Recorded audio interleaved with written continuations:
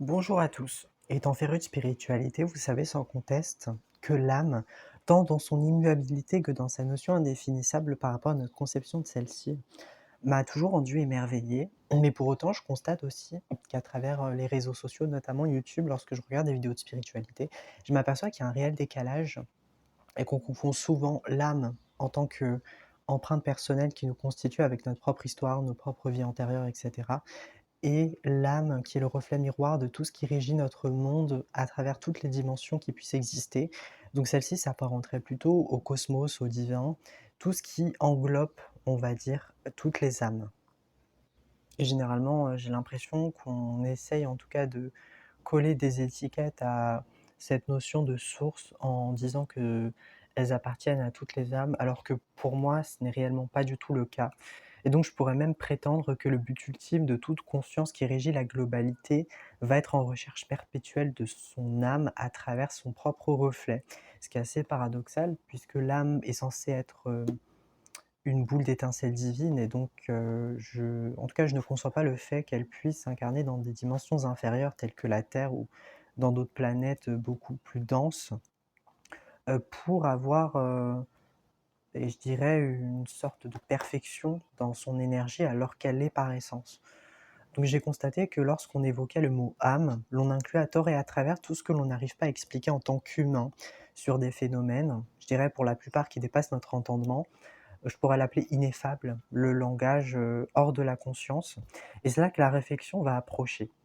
Alors accrochez-vous parce que cette vidéo, je vous le dis, ça va pas être du gâteau.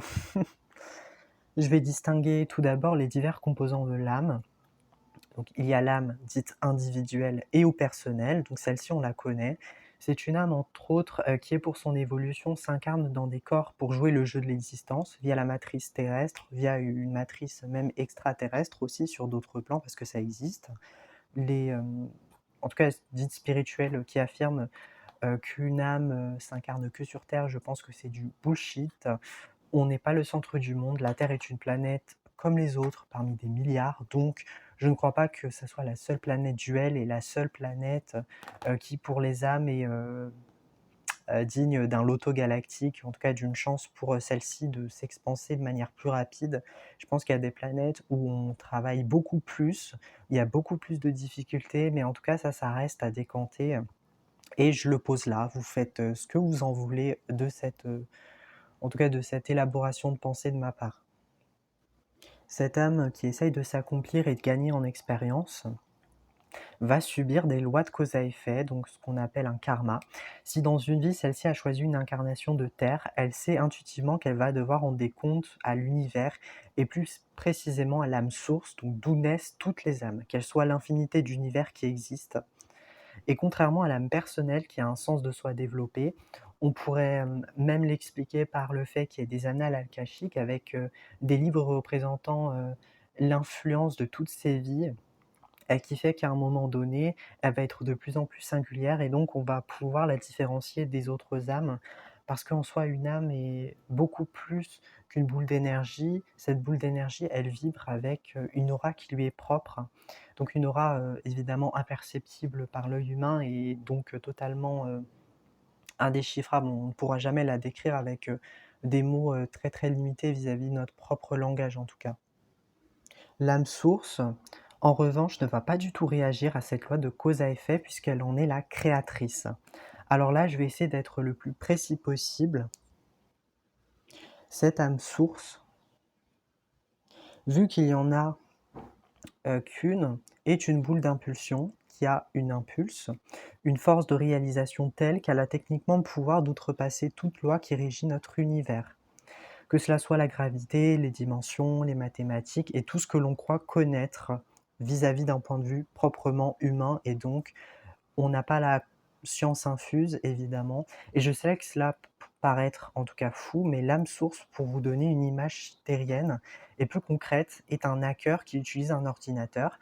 Donc l'appareil, c'est notre monde, les étoiles, les planètes, toutes les formes d'existence que l'on est capable d'imaginer, tout cela du point de vue de l'hacker, qui est l'âme source. Ce sont des programmes informatiques qu'elle a elle-même créés pour faire fonctionner le système correctement. Ce hacker, par définition, peut modifier complètement ou même recréer les bases de données de manière illimitée. Par exemple, le Big Bang, qui est le commencement de l'univers, pourrait être le résultat de ce hacker qui est l'âme source.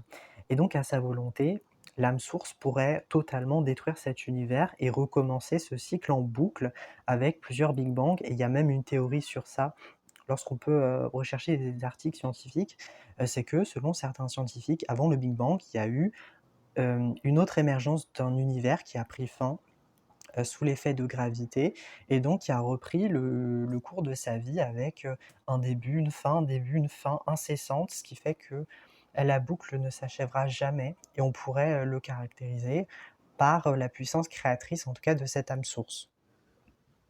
Le temps, par exemple, pourrait être le même dans chaque recoin de l'univers où l'espace pourrait complètement être difforme et se fondre au contact des étoiles, comme un jeu de matière sans fin.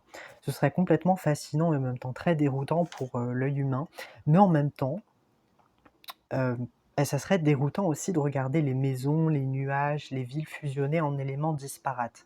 Donc c'est l'âme source qui crée le programme des âmes et ces âmes naissent d'une seule brèche qui est l'âme source. Et là, vous allez me dire, mais quelle est la différence entre la source, ce que l'on appelle Dieu, le tout, le cosmos, l'univers, et l'âme source? Déjà, la différence majeure, c'est que l'une crée les autres, c'est simple. L'âme source crée la source qui va ensuite créer de nombreuses âmes, d'où l'appellation âme source, qui regroupe à la fois l'âme et la source en tant que deux entités totalement, je dirais individuelles, mais qui se regroupent essentiellement par leur essence et qui ont ce besoin de coexister pour sublimer la vie, l'existence. J'expliquerai ensuite le processus par la suite. Donc l'âme source, avant de devenir la source que nous habitons au fond de notre cœur, la source va émerger de la création qui est l'âme source, car il faut nécessairement une présence pour la faire exister. Vous êtes d'accord sur ça en tout cas. Ce que j'aime appeler la maison des âmes, et j'aime beaucoup cette métaphore d'ailleurs, va être l'intermédiaire, la médiatrice entre le zéro absolu, apparenté au néant, à la 0D, l'avant-commencement et l'infini, à la fois le zéro absolu contenu dans une infinité de possibles. Donc ce discours est à la fois très complexe, mais en même temps il relativise cette perception du début et de la fin, comme un cycle finalement qui n'a ni hiérarchisation ni impact. L'âme individuelle intervient donc dans un registre de mission afin d'honorer au cours de ses existences physiques la puissance divine de ses créatrices, que ce soit la source et l'âme source. Notre âme, dans ce cas de figure, fait l'expérience du rien absolu et en même temps d'un nombre incalculable de vies que même notre cerveau humain n'arriverait pas à imaginer.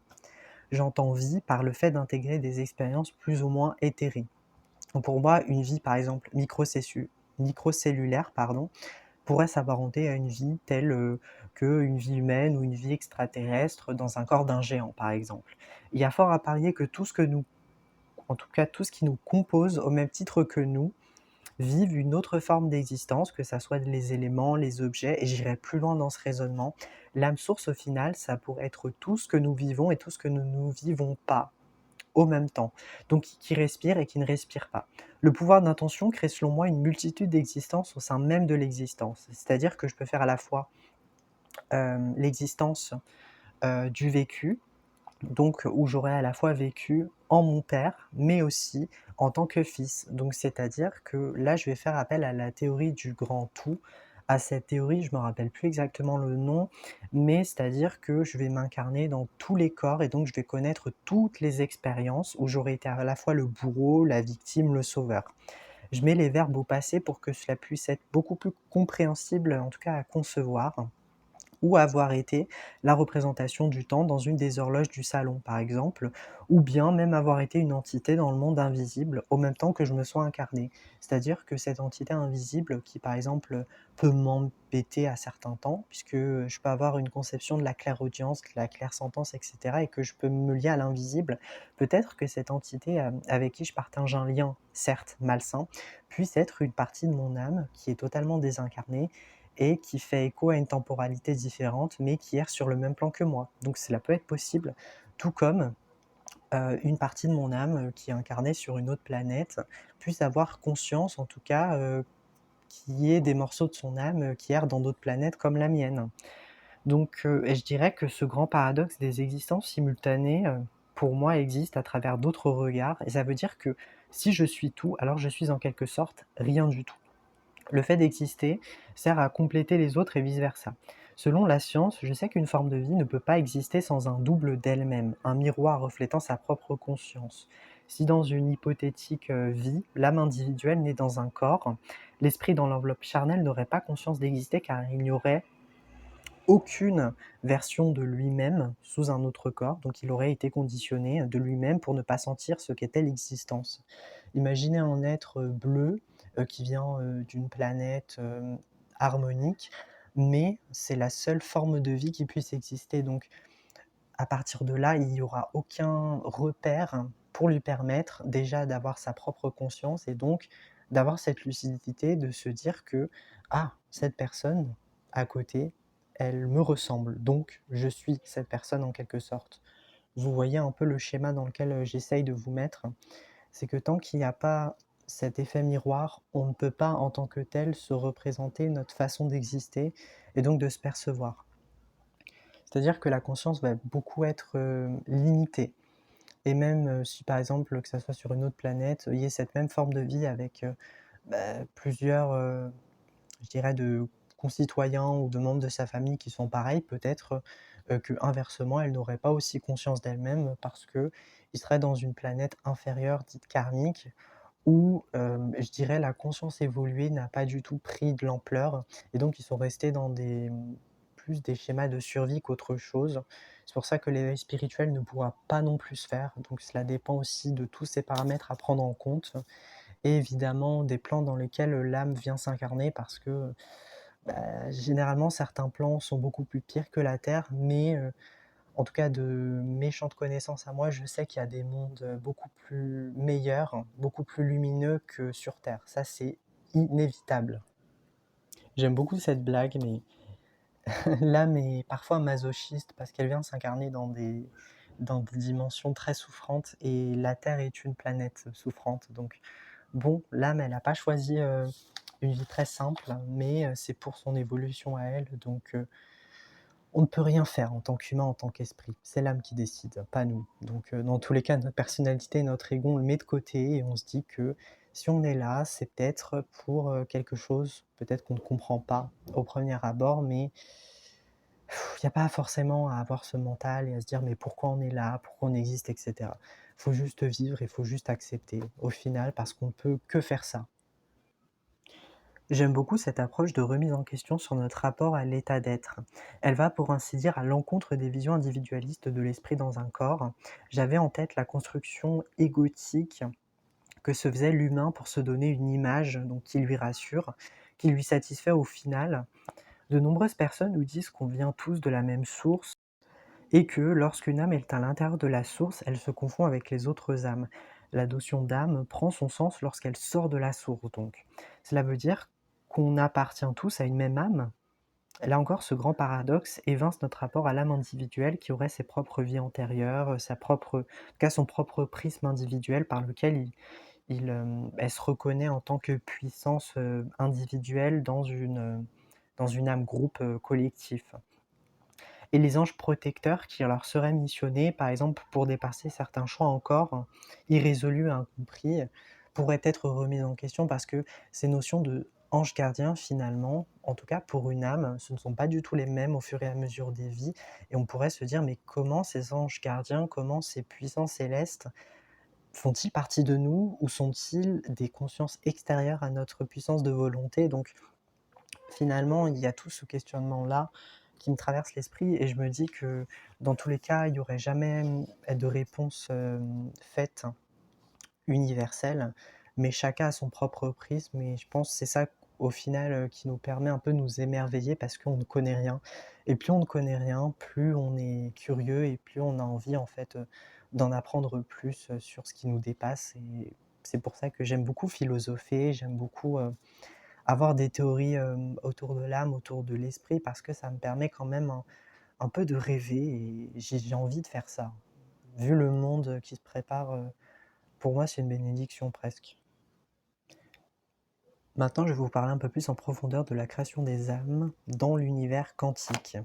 Donc finalement, cela reviendrait à dire que l'on a tous dans les mondes éthérés, que ça soit organique, animal, humain, végétal, et même à travers les fréquences et les objets, ont une âme source unique et donc incomparable en intensité. L'âme source, je dirais, c'est un générateur, un superordinateur qui est par essence inarrêtable, qui est capable de faire tous les programmes d'une manière illimitée, sans avoir à dépenser une quelconque énergie qui va être épuisable par la suite. Il va disposer d'une force aussi puissante que le Big Bang en termes d'intensité. Donc tout ce qui est visible, que ce soit la 3D et l'invisible, donc la 4D, la 5D, les dimensions beaucoup plus subtiles mais beaucoup plus exponentielles, en termes d'élévation de conscience, ce que j'appelle les sphères supérieures, angéliques et inférieures, donc le bas astral, les mondes infernaux, se situent en un seul point condensé en une énergie illimitée, qui est l'âme source. Les rôles de l'âme source sont d'assurer la continuité des cycles dimensionnels, donc à travers les incarnations des âmes, et d'établir des lois universelles qui vont être régies et acceptées par tous, même si certains peuvent faire preuve d'hostilité, comme par exemple des extraterrestres qui seraient envahis par une soif d'ego, de dominance et de peuplade au niveau des territoires intraplanétaires, par exemple. Donc bien sûr, ça va réagir différemment selon les dimensions plus ou moins évoluées. Mais ce que j'aimerais aussi étayer, c'est que le haut astral, donc la Terre ou encore les annales alkashiques par exemple, malgré leurs niveaux vibratoires différents, sont en interaction directe et sur un même plan au niveau de l'âme source. Visualiser, je dirais un même plan, mais avec 3 lignes de couleurs différentes, représentant des mondes subtils différents qui se superposent. Peut-être, que la couleur rouge fera référence à des mondes inférieurs, la couleur verte, des mondes dits normaux, donc ni inférieurs ni supérieurs, et la couleur jaune, qui là, en termes d'élévation spirituelle est beaucoup plus puissante, beaucoup plus productive, mais en même temps beaucoup plus éthérée. Tous ces mondes-là, bien que différents, vont se superposer et donc vont avoir une même temporalité, une même dimension pour l'âme source qui est en tout cas la création de tout. Donc l'âme source en sa possession, elle possède ce plan, donc elle dispose de sa faculté en tout cas de voir dans une même ligne des degrés de couleurs variés et c'est important de préciser cette nuance-là, donc elle a accès à tout. J'espère ne pas vous avoir perdu dans cette vidéo. L'âme source est acquis naturellement, voilà. Elle est à chacun de nous et par conséquent, il n'y a aucun travail à faire là-dessus. Donc c'est inné, elle est en chacun de tout, en tout cas de tous les humains, de toutes les consciences, même de tous les lieux, toutes les énergies qui sont dans notre monde. En revanche, l'âme individuelle, caractérisant notre essence profonde, cette singularité-là, elle nous différencie des autres âmes. Et c'est pour ça que je tenais à faire une distinction entre l'âme source et l'âme individuelle, parce que l'âme individuelle, c'est une âme qui a une certaine singularité, même si finalement elle appartient à la source, donc à toutes les âmes. L'âme source en image, c'est une bulle transparente et vous verrez que la transparence a son importance, puisque la bulle s'éclate en plusieurs morceaux quantiques et ce qui est phénoménal en tout cas, c'est que la bulle ne disparaît pas. C'est la transparence, le fond et non la forme qui va engendrer en son cœur les âmes qui naissent. Donc ces âmes représenteraient la transparence en 2 petits points lumineux. La source serait l'ensemble de ces âmes contenues à l'intérieur, qui concernent même les parois intérieures de la bulle, tandis que l'âme source est extérieure à la source, donc extérieure à la bulle, mais en même temps elle la contient, elle la maîtrise, mais qui en est le seul origine possible, car c'est la création de tout en fait. Et si les âmes sont le miroir de l'âme source, elles-mêmes se retrouvent à l'intérieur et à l'extérieur de sa création, comme un avatar qui est une continuité de la personne qui joue. Donc un gamer, j'aime beaucoup, utiliser en tout cas des métaphores, par rapport au jeu, par rapport au modèle informatique parce que pour moi c'est beaucoup plus une simulation hors de la réalité et c'est pour ça que cette image, me vient en tête et plus c'est imprécis, mieux c'est. L'âme donc finalement va répondre à cette liberté de réflexion qui va procurer de l'incertitude. Pour finir, j'ai presque fini cette vidéo, l'âme frôle complètement nos modes de représentation et les traverse sans pudeur, donc rien n'est figé. Et ceci pour un humain, cela peut faire peur, que cela soit la 3D, la 4D, la 5D, nos modes de représentation, sont pour la plupart du temps faussés, puisque nos perceptions sont limitées et techniquement, une âme source mentalisée est en dehors de ses facultés physiques, donc elle n'est qu'une faculté mentale finalement, à la manière d'un hologramme intelligent qui pourrait se propulser, qui pourrait se diviser, se dissocier selon sa volonté. Et elle a entre guillemets une forme puisqu'il s'agit plus d'un corps indistinct. Parallèle à ce que l'on peut voir sur Terre, J'aime beaucoup prendre l'exemple de l'élément fluidique de l'eau qui pour moi représente fidèlement cette, conception au niveau de la forme et pour finir, les outils que les astrophysiciens, par exemple, ont à disposition ne touchent pas du tout du doigt une représentation modulable et elle envisage et elle reproduit une conception biaisée des champs dimensionnels et spatiales que nous connaissons. Donc l'âme source et même l'âme en tant que conscience éthérique individuelle va échapper à ce modèle temps, espace, dimension puisque finalement elle en est la contingence elle-même. Et j'aimerais éclaircir un point de vue avec vous parce que ça me paraît évident, mais c'est pas dit dans toutes les vidéos. J'ai aussi cette image qui me vient en tête, celle de l'âme collective, donc passerelle entre l'âme individuelle et la source, créée de l'âme sœur. Et créée de l'âme source aussi, parce qu'une âme sœur, finalement, c'est non pas ce lien qu'on aime beaucoup mettre par rapport, en tout cas, au fait d'avoir des amoureux, de ressentir une connexion vis-à-vis d'une autre personne, mais pour moi, l'âme sœur originelle, c'est ce lien d'amour entre toutes les âmes, peu importe si elles se connaissent ou pas du tout, ça va être un lien indéfectible et pour moi, c'est d'une telle puissance, d'un tel amour que ça transcende complètement ce que l'on peut ressentir sur terre et franchement, c'est inégalable. L'âme collective, je dirais que c'est une interprétation entre plusieurs âmes individuelles avec un taux vibratoire assez haut qui vont finalement former ce qu'on va appeler des âmes élevées. Je vais donner des exemples. Les âmes dites individuelles vont devenir des âmes collectives parce qu'on va alimenter cet égrégore de croyances. Donc je vais citer les apôtres, Mahomet, Jésus, Marie. Donc plus l'on monte dans des plans éthérés et harmoniques, plus l'âme essence retrouve ce lien originel avec sa source et donc elle devient beaucoup moins singulière, mais en même temps elle bénéficie beaucoup plus de pouvoir, non pas des pouvoirs de destruction, des pouvoirs égotiques comme sur Terre, mais un pouvoir d'harmonie, un pouvoir d'élévation pour aider en fait les autres âmes dans leur processus d'ascension. Et les maîtres ascensionnés, dans ma vision des choses, auraient une proximité très forte avec le commencement, donc le Big Bang, l'étincelle divine, autrement dit l'âme source. Et c'est pour ça que sur Terre, on aime beaucoup avoir une représentation très humaine, très incarnée de ces énergies éthérées finalement. C'est pour ça qu'on leur donne des noms, Jésus, qui sont des archanges, et cetera, parce que ça nous donne une impression de proximité, de bien-être, alors qu'au final, d'un point de vue de l'âme source, il s'agit plutôt d'énergies diffuses qui n'ont pas du tout de forme, plutôt que des êtres véritables incarnés. Parce que n'oubliez pas, on est sur Terre, on est dans une simulation terrestre, donc forcément on a un corps, on a un prénom, on a un âge, une orientation, peu importe. On a tous ces paramètres qui ont été implantés en nous, mais lorsqu'on quitte cette terre, finalement, on est plutôt des énergies et ces énergies, n'oubliez pas, elles n'ont pas de prénom, elles n'ont pas de caractéristiques et tout ce que vous croyez de votre personnalité dans cette terre, n'existera plus lorsque vous serez là-haut. Vous aurez peut-être un certain attachement vis-à-vis de la matérialité, mais tout dépend de votre processus, en tout cas d'éveil et selon si vous êtes une âme jeune ou une âme vieille. Mais dans tous les cas, ce qui me fera toujours rire et je le constate, c'est que la plupart du temps, les âmes jeunes, elles n'iront jamais dans des vidéos aussi farfelues parce que pour elles, ça sera juste incompréhensible. Elles me diront par exemple que je suis une personne dans la lune, que je suis excentrique, pas du tout sur Terre, mais forcément, je suis pas du tout sur Terre en fait.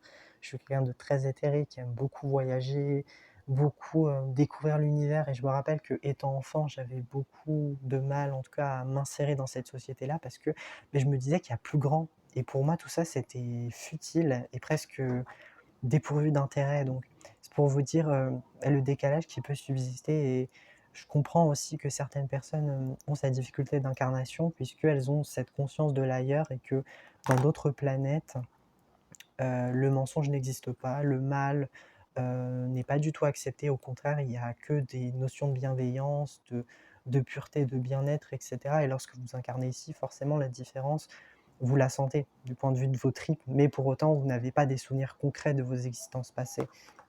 Et ça peut se ressentir. Et dans tous les cas, je dis que le cœur ne trompe, en tout cas ne se trompe jamais, puisque lorsque vous ressentez ce décalage, vous savez qu'il y a un ailleurs qui existe et qui est plus harmonique que ce que vous vivez. Donc le seul mot à dire de cette vidéo, c'est j'espère que vous avez à peu près compris les différences entre l'âme source et l'âme individuelle par rapport au champ quantique. Donc Il est à noter aussi que les perceptions du temps et de l'espace n'existent pas. Ce sont des, je dirais même des égrégores qui ont été créés par l'âme source pour permettre d'insérer ces âmes dans une continuité.